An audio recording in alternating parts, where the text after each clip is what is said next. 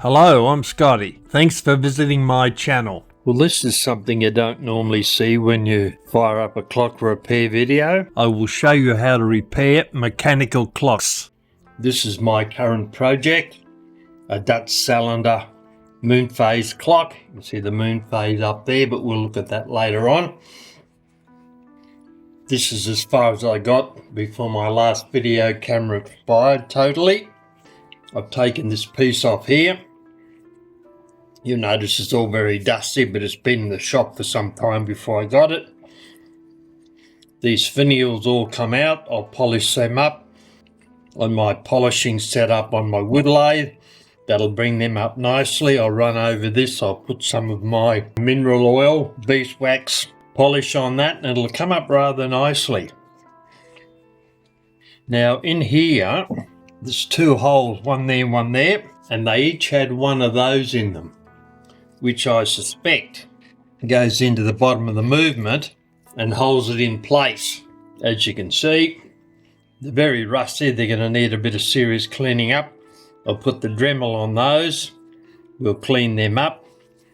And the thread's also pretty bad. We'll do that. I've also taken the weight hooks and the stop rings off.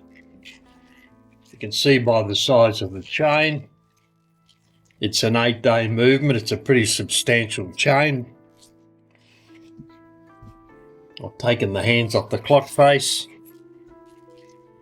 I'll turn the clock over and see what we've got here. These are the 4 holes that held. These are the 4 holes that the screws went through to hold this piece here on. So they were removed, and there's the movement in there. Broken suspension spring is the first thing you see. We'll repair that. We've got some in stock, so we'll see what's there. Now the movement's pretty hard to get out. It's actually quite deep down in there inside the case. Someone's put a bit of glue on there to hold that bit of glass in. May even be a new piece of glass. It doesn't. On both sides. Both sides have got a bit of glue to hold the glass in. That's better, you can see it there, down there on both sides. This is the screwdriver I was using because the blade is very thin, but it's rather hard to get down inside the case there because that little screw there appears to be what's holding the movement into the case, and on the other end of it is one of these decorations. When I took that screw out, that fell off, so it appears that the movement might be held in that way, serving 2 purposes with 1 screw perhaps.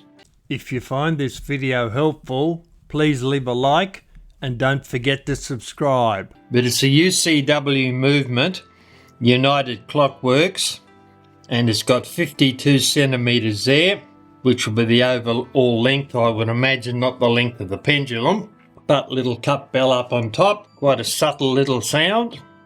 So what I had to do, I went and got a screwdriver that's got a longer shaft so that I can fit down right deep into the movement to get the other 3 screws out.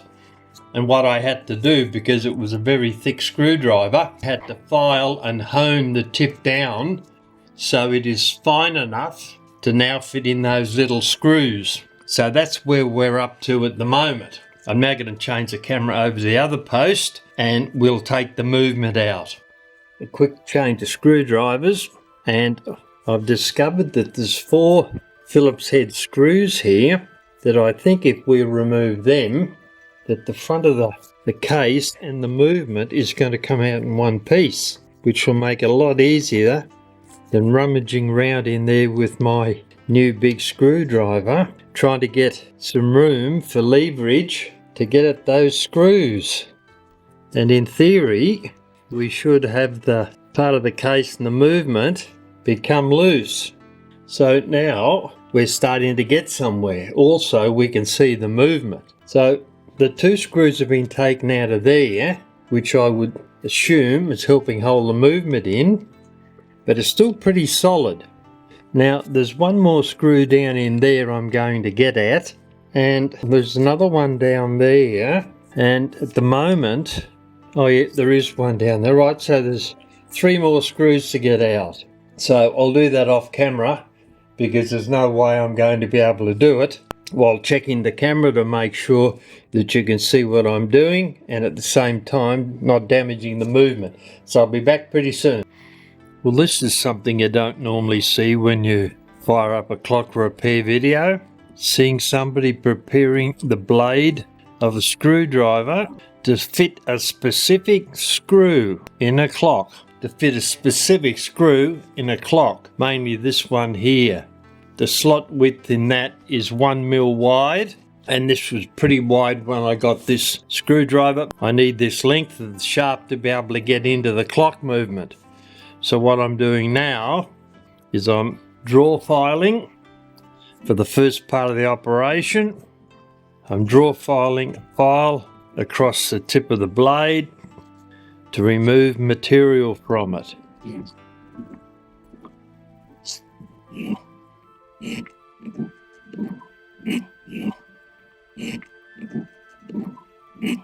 After I've roughed it down so it's approximately the size I'm looking for,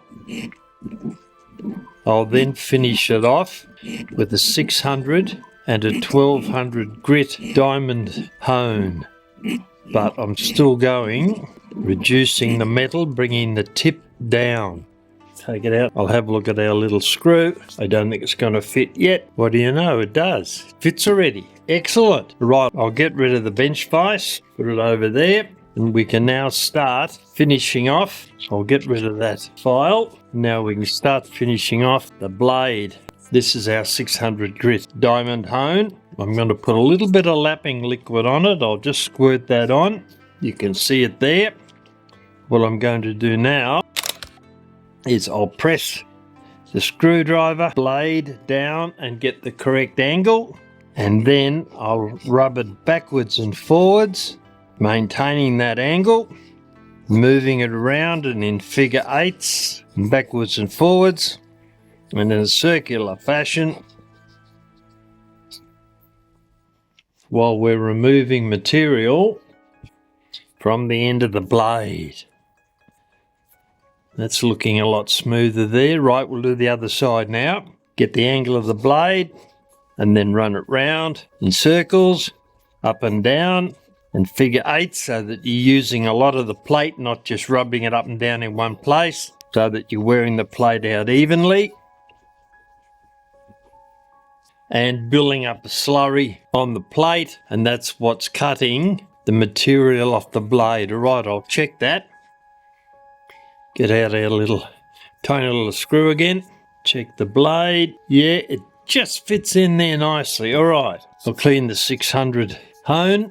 Now we'll get out the 1200. A little bit of lapping fluid on it, and you need a couple of light squirts. Once again, align the blade of the screwdriver and then run it round, left and right circles, up and down, and also figures of eight.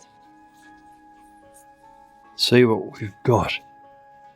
It's getting quite a nice polish on it actually. Right, I'll turn that over. Now do the other side. Figure eights, round clockwise circles, and a few up and down. Medium pressure on it. We don't need too much pressure, but if you haven't got any pressure, nothing's going to happen. That looks very good actually. I really like the look of that. Shade more on the first side, and then I think we'll be done.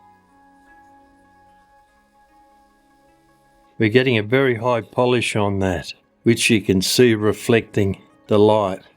All right, that is done. Lovely. Now I can get back to taking the cylinder moon phase clock to pieces. That's why I had to stop. I didn't have a screwdriver with a long enough shank to get in, and that was small enough on the tip to be able to undo that screw. Now I have, so it's back to work. Well, that was fun. I got the weight hook and the stop ring off. It was very, very tight up inside the hole there, but they're done. So now what I've got to do is remove these couple of brass pieces on the bottom here using a pair of lockjaw pliers.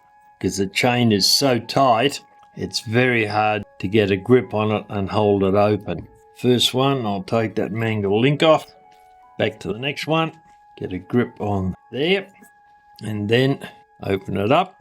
It's seriously hardcore chain, that is. Remove the link.